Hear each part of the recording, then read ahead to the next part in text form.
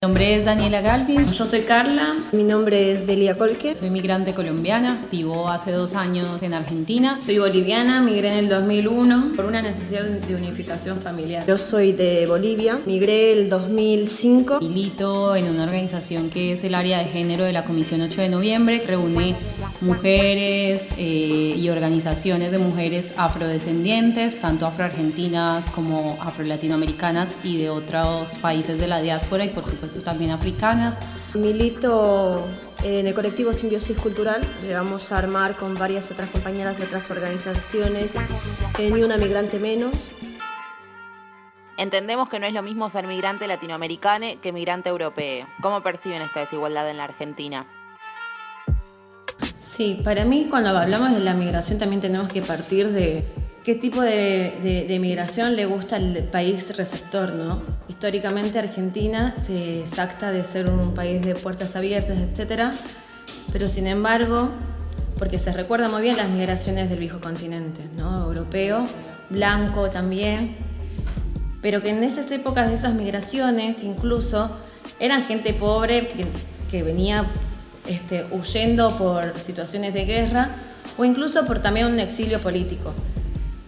Y todas esas situaciones, ¿no?, queda en la memoria colectiva de la sociedad argentina como la migración blanca y la buena, digamos, entre comillas.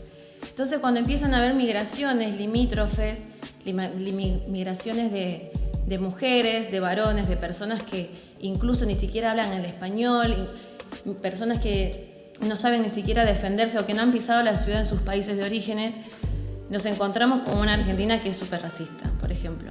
No somos la migración que por ahí ciertos sectores de élite de la sociedad argentina quiere, pero somos la migración que de alguna manera también sostiene la economía, digamos, del país. Nosotros aportamos económicamente, socialmente, culturalmente, políticamente. Creo que eso es algo que no se tiene que invisibilizar, es algo que se tiene que mostrar, es algo que lo tenemos que reconocer también, principalmente nosotros, ¿no? Como migrantes, porque muchas veces nos sentimos tan ajenos porque nos hacen sentir ajenos a este país. Bueno, yo hablo de Argentina porque es lo que conozco, digamos. Nos hacen sentir ajenos, pero no deberíamos sentirnos así. Lo que lo hace complejo en Argentina, al menos para nosotras, para mí, por ser una migrante latinoamericana, es que soy una migrante de una categoría inferior a la que podría ser si fuese de otro país. Y ver que sí, que es eso, que yo sé que si camino por la calle me están viendo como una migrante, que abro la boca y soy migrante, o sea, y también que lo siento, que no soy de este territorio. ¿Cómo viven la desigualdad de género en Argentina siendo migrantes? Pensándolo un poco desde la comunidad afro, yo creo que entre las mujeres y los hombres negros y afrodescendientes, como que a las mujeres tenemos encima ese estigma de la exotización de nuestro ser y en particular en Argentina muy vinculado al trabajo sexual o a la prostitución.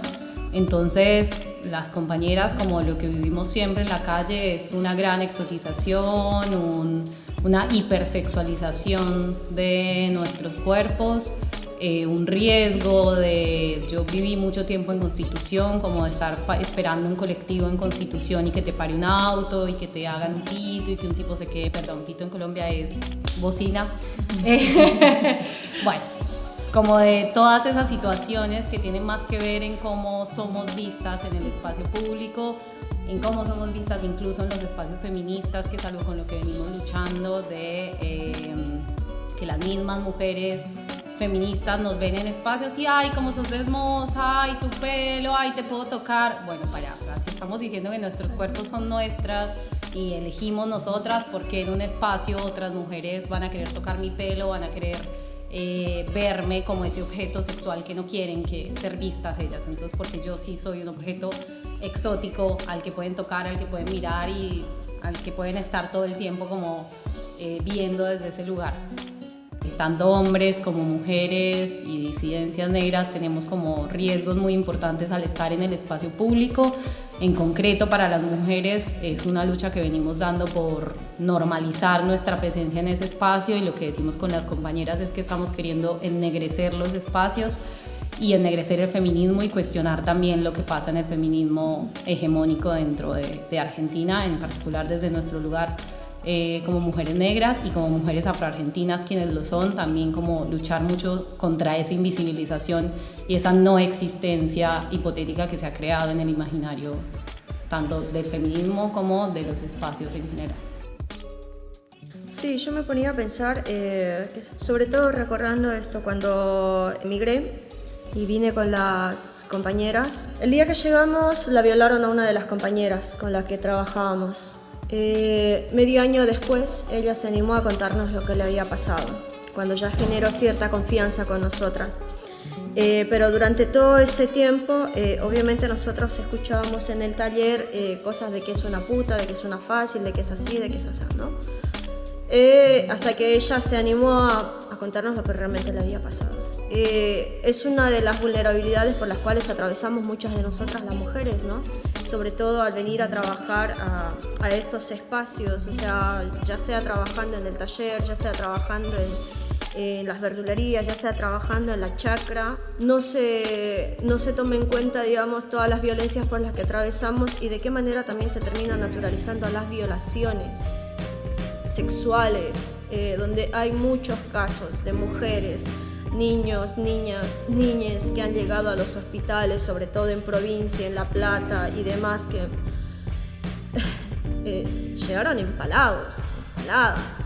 Y es algo que no se habla, es algo que siempre, que les termina pasando sobre todo a mujeres que migran del campo a la ciudad, mujeres que no se animan a denunciar, mujeres que allá mismo, digamos, no tenemos el acceso de poder ir y denunciar en una comisaría, como tendría que ser, porque directamente no nos tiran pelota. Entonces al venir acá, más todavía, o sea, como que te da mucho más miedo. Entonces sí, definitivamente existe una diferencia entre el ser una mujer migrante al ser un hombre migrante. Creo que el ser mujer migrante, negra, indígena, tiene un grado de vulnerabilización mucho más fuerte. Sí, tenemos otro grado de vulnerabilidad al ser mujeres. Y si somos incluso parte de la disidencia, como por ejemplo compañeras trans, todavía se suma otra vulnerabilidad más. Claro. Porque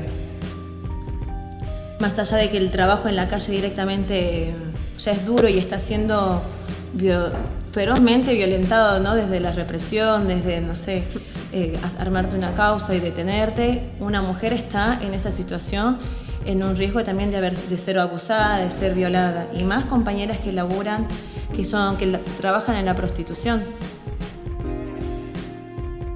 ¿Cómo fue su llegada a la Argentina y qué se siente ser migrante acá? Yo cuando tomé la decisión de venir acá, que fue el 2005, fue sí por una necesidad económica, pero también escapando de la violencia machista que vivíamos en casa, ¿no?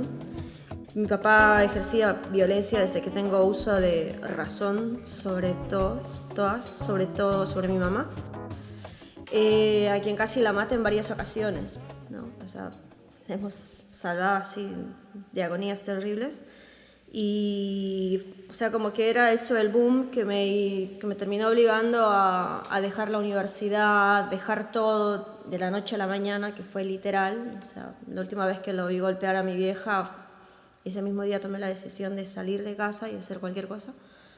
Y justo al día siguiente me llama mi tío, que es el hermano de mi mamá, y me dice si yo quería venir a trabajar acá. Y cuando llegué acá, una cosa que me terminó impactando bastante era porque la mayoría de las que habíamos venido para trabajar al taller de mi tío, tiene su taller, tiene su puesto en la salada. Cuando llegamos, lo que nos dicen los hermanos de la esposa de mi tío era: llegaron tus nuevas esclavas. Después nos sacaron el documento, nos tuvieron bajo llave, trabajamos todo un año así, nos escapamos un par de nosotras del taller y tuvimos que volver a trabajar al mismo lugar porque no teníamos nada. porque todo el tiempo a nosotras nos decían, si sales a la calle sin documento te agarran y te deportan. Y era como, no, yo necesito la plata para mandar a mi familia, o sea, mi familia se tiene que salir de esa casa, no puede seguir viviendo ahí. Que cuando tú llegas, no conoces las políticas, no conoces la gente, vienes a vivir a un lugar completamente ajeno al que es tu tierra y como que sí, te chocas con un montón de cosas. Yo me pongo a pensar desde mi lugar, donde por lo menos entre todos yo llegué a estudiar a la universidad y terminaba aguantándome por diferentes situaciones, no me imagino la situación de otras compañeras, de otras mujeres que vinieron a trabajar también, pero que vinieron directamente de los pueblos, que hablan del aymara, que hablan de quechua, que hablan de guaraní o cualquier otra lengua y no tengan las mismas posibilidades inclusive que nosotras por ahí de alguna manera tuvimos para poder organizarnos y hacerle frente. Yo quería como acotar algo y es cómo ciertos migrantes han sido reconocidos e integrados a la identidad argentina. Entonces ser argentino es tener un abuelo italiano, pero ser argentino no es tener un abuelo peruano. Que pasa lo mismo también con las personas de descendencia afro, o sea, en teoría en Argentina no hay afros, en teoría porque los mataron a todos durante la época de la independencia y la fiebre amarilla, cosa que no es cierta, pero además de eso, migraciones constantes que existen desde el siglo XIX de comunidad negra como la senegalesa, la caboverdiana, no son argentinos. ¿Qué opinan del DNU? El DNU 70 hace pensar que los extranjeros, los migrantes o las migrantes somos peligrosos para la seguridad nacional, ¿no? Lo que sucede con el DNU es que está, o sea, si bien supuestamente no debería estar implementándose, hay un hueco ahí legal donde dicen que no lo están implementando, pero sí lo están implementando en los hechos. Y que el ministro del Interior ya desde el año pasado, Frigeiro, abiertamente y sin datos estadísticos que nos dé a nosotras, por ejemplo, a la sociedad, ya decía por los medios de comunicación que había una lista de expulsiones una lista de inmigrantes para ser expulsados que eran 10 veces mayor que en los últimos 10 años, ¿no? Y estos números es lo que viene generando, estas expulsiones arbitrarias es lo que viene generando desde el año pasado, donde se agarran del DNU para hacerlo mucho más rápido. Imagínate que la gente que tiene que laburar 12, 14 horas o más por día no tiene posibilidad de organizarse, aunque se dé cuenta que su trabajo es un trabajo explotado. Entonces, y esto con el tema de la expulsión, con el tema de que cada vez tienen más habilitado más armas de seguridad o de inseguridad para mantener el orden, también se genera un miedo que también hay que derribarlo. Existen políticas antimigratorias, existen políticas que están cada vez más relacionadas de cómo se trata la migración en los países europeos o incluso en Estados Unidos. Nos movilizamos, nos aterrorizamos y queremos donar incluso, no sé, nuestros recursos para combatir lo que sucede en la frontera con México por los chicos que están separados de sus padres y sus madres, y acá está pasando lo mismo, por ejemplo. No se está visibilizando porque es más fácil solidarizarse y hacer caridad con el otro desde afuera, ¿no?, que ver nuestras propias miserias y laburarlas. ¿Cómo construyeron su identidad migrante?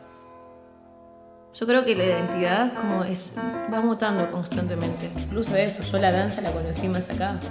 O sea, yo bailé acá un montón, pero porque acá, no en Bolivia. Y eso es muy loco. O sea, como empiezo a apropiarme más de mis raíces desde la lejanía. Y estando ahí, como no las veía tanto. Era tu cotidiano, pero de prestado. Entonces, para mí la migración es una deuda, también como pendiente no solo de los países, sino de organizaciones de derechos humanos, de organizaciones políticas, de organizaciones partidarias que pregonan la patria grande. La identidad para mí es tránsito, como uno va mamando cosas que te gustan y no te gustan de tu país de origen y que van transformándose. Coincido en que la migración es como un tránsito y como que siento que no hay una identidad fija que haya tenido y que vaya a seguir teniendo, pero yo, por ejemplo, me descubrí colombiana acá, o sea, como la conciencia de ser y de pertenecer y sobre todo de identificarme, no en un sentido patriótico idealizado, ni de decir, no, porque Colombia es terrible, tiene un montón de problemas, sea, como que es un país con el que tengo muchísimos conflictos también.